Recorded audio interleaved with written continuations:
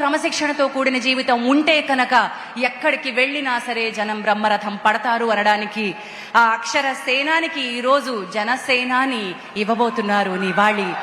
ఆంధ్రప్రదేశ్ రాష్ట్ర deputy CM Shri Konidela Pawan Kalyan గారిని మాట్లాడాల్సిందిగా ఆహ్వానిస్తున్నాను.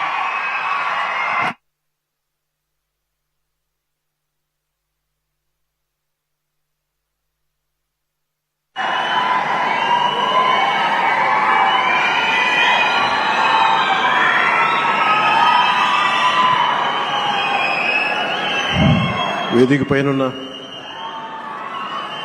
గౌరవ ముఖ్యమంత్రి శ్రీ నారా చంద్రబాబు నాయుడు గారికి, బోఫర్స్ కుంభకోణాన్ని బయటికి తీసుకొచ్చిన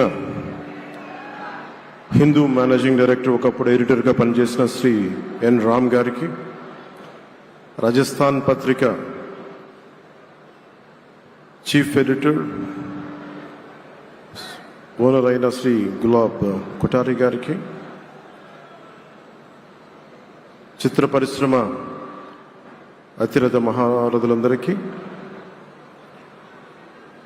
శ్రీ రామాచార్య గారి కుటుంబ సభ్యులు, వారి అబ్బాయి శ్రీ సుమన్ గారికి, శ్రీమతి శైలజా కిరణ్ గారికి, శ్రీమతి విజయేశ్వర గారికి, రామాచార్య గారి మనవలకి మనమనాలకి ప్రత్యేకించిన హృదయపూర్వక నమస్కారాలు. ముఖ్యంగా ఆయనతో పాటు వెన్నంటే ఉన్న ఆయన ఈనాడు పత్రికా కుటుంబానికి, జర్నలిస్ట్ కుటుంబానికి, వారందరికీ కూడా నా ప్రత్యేక హృదయపూర్వక నమస్కారం. రామోజీరావు గారి గురించి అందరూ చెప్పిన దానికంటే కూడా నాకు నా పర్స్పెక్టివ్లో, నా అనుభవంలో నేను చూసిన రామాచార్య గారిని మీ కొద్ది సంఘటనలు పంచుకుంటాం.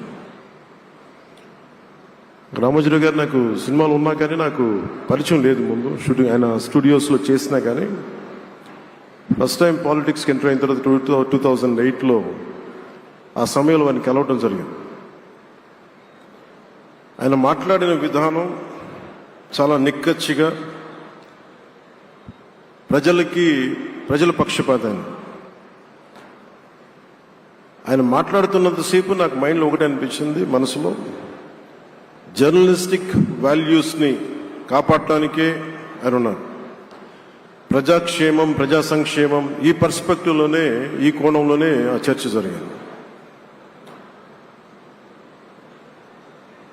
నన్ను ఒకే ఒకసారి ఆయన 2019లో ఒక లంచ్కి ఆహ్వానించిన వారి కుటుంబ సభ్యులతోటి.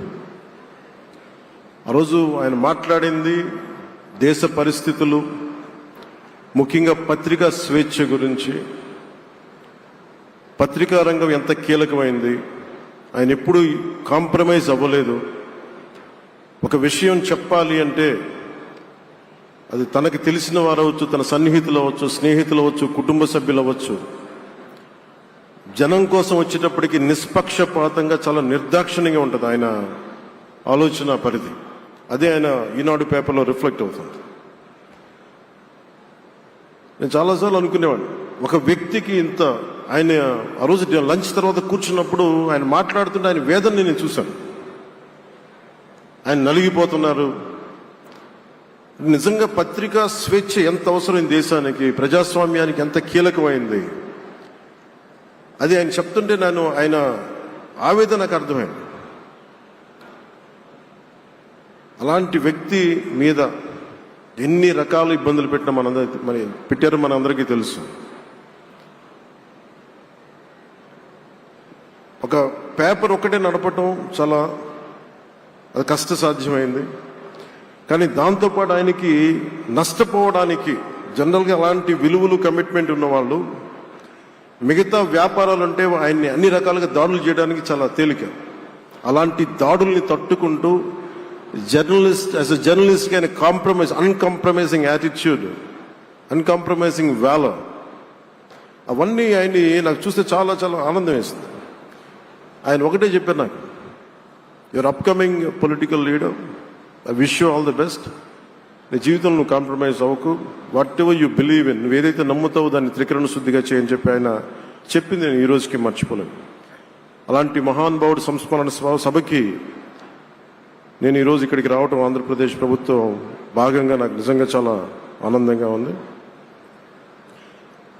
రైట్ టు ఇన్ఫర్మేషన్ యాక్ట్ దారిలో చూస్తూ ఉంటే ఇందాక ఎగ్జిబిషన్లో 2008 రైట్ టు ఇన్ఫర్మేషన్ యాక్ట్లో అంటే ప్రజలకు ప్రతిదీ తెలియాలి, ప్రభుత్వంలో ఏం జరుగుతుంది, ప్రభుత్వం ఏం తీరుతలు ఎలా ఉంది అనేది. దానికోసం ఆయన అందరినీ కలిపి ఆంధ్రప్రదేశ్లో ప్రత్యేకించి ఉమ్మడి ఆంధ్రప్రదేశ్లో ఆయన ఒక ఉద్యమకర్తగా కూడా వ్యవహరించారు. ఒక ఆర్టీఐ లాంటి థాట్ ప్రాసెస్ ఉండాలి అంటే ఒకటే ఉంటుంది, ఇది ఏమి జరిగినా ప్రజలకి తెలియాలి. ప్రభుత్వంలో ఉన్న రాజకీయ వ్యవస్థ ఏమి చేసినా ప్రజలకి తెలియాలి, వారికి అండగా ఉండాలని చెప్పి ఆయన చేసిన ఈ యజ్ఞం చాలా జటిలమైంది, చాలా కష్టమైంది. పత్రికా రంగంలో విస్తరించిందే కాకుండా సినిమా నిర్మాణ రంగంలో కానీ, స్టూడియోస్ కానీ, హోటలియర్గా కానీ ఇవన్నీ చాలా చేసి ఉండొచ్చు. కానీ ఆయన క్రక్స్ ఆఫ్ రామోజీరావు గారిది మోస్ట్ ఇన్స్పిరేషనల్ జర్నలిస్ట్. ఇందాక కొల్లూరు పార్థసారథి గారు చెప్పిన, ఇందాక అమరావతి నుంచి నాయ ఎమ్మెల్యే గారు మాట్లాడినా కానీ, పార్థసారథి గారు చెప్పినా కానీ ఆయనకి ఖచ్చితంగా ఒక విగ్రహం పెట్టాలని. ఎందుకంటే జర్నలిస్ట్ విలువల్ని కాపాడి ఆయన ఎందుకు ఇన్స్పిరేషన్ అంటే ఎన్ని కష్ట నష్టాలు వచ్చినా, ఒక జర్నలిస్ట్గా ఉండటం వేరు, ఒక పత్రిక అధిపతిగా ఉండి అన్ని ఒడిదుడుకులు ఎదుర్కొని ఆయన కుటుంబాన్నంతా బెదిరించినా కానీ ఏమి చేసినా కానీ జనరల్గా కుటుంబ సభ్యులు కష్టం వస్తే నలిగిపోతాం.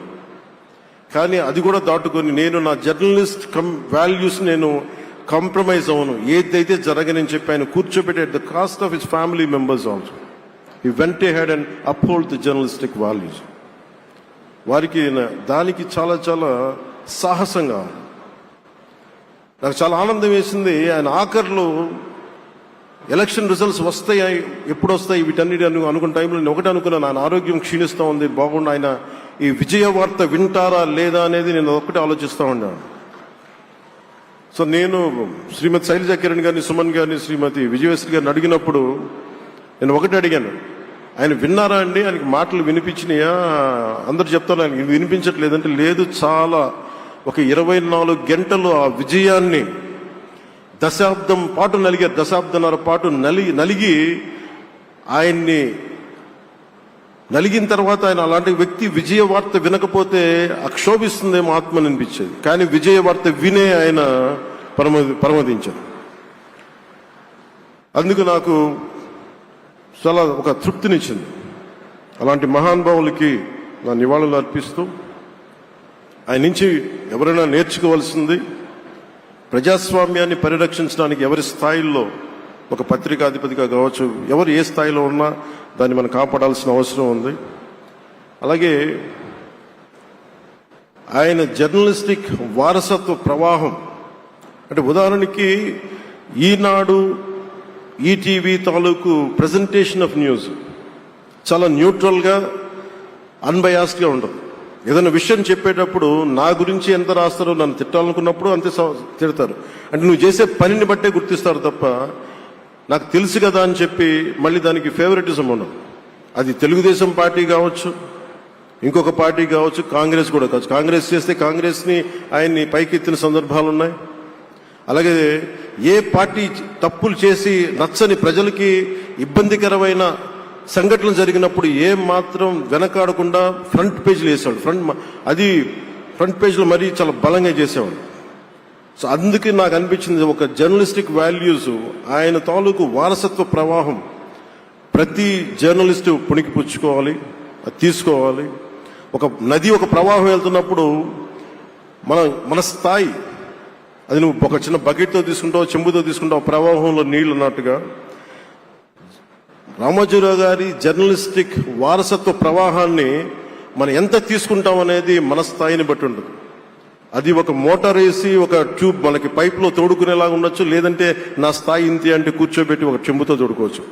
అలాంటి అపరిమితమైన ప్రవాహం, ఆగని ప్రవాహం, ఉధృతమైన రామోజీరావు గారి జర్నలిస్ట్ వారసత్వ ప్రవాహం ఈ రాష్ట్ర ప్రజలందరూ కూడా, తెలుగు ప్రజలందరూ కూడా దాని నుంచి మనకి ఒక స్ఫూర్తిని తీసుకోవాలని మనస్ఫూర్తిగా కోరుకుంటూ, నాకు అవకాశాన్ని ఇచ్చిన నా సహచర మంత్రివర్యులందరికీ, ఇక్కడికి వచ్చిన ప్రత్యేక ఆహ్వానితులుగా వచ్చిన జర్నలిస్ట్ పెద్దలందరికీ, పత్రికా ప్రతినిధులందరికీ, ఇక్కడికి వచ్చిన అతిథులందరికీ, విశిష్ట అతిథులందరికీ ప్రత్యేకమైన ధన్యవాదాలు తెలియజేసుకుంటూ, కృతజ్ఞతలు తెలియజేసుకుంటూ సెలవు తీసుకున్నాను. జై హింద్.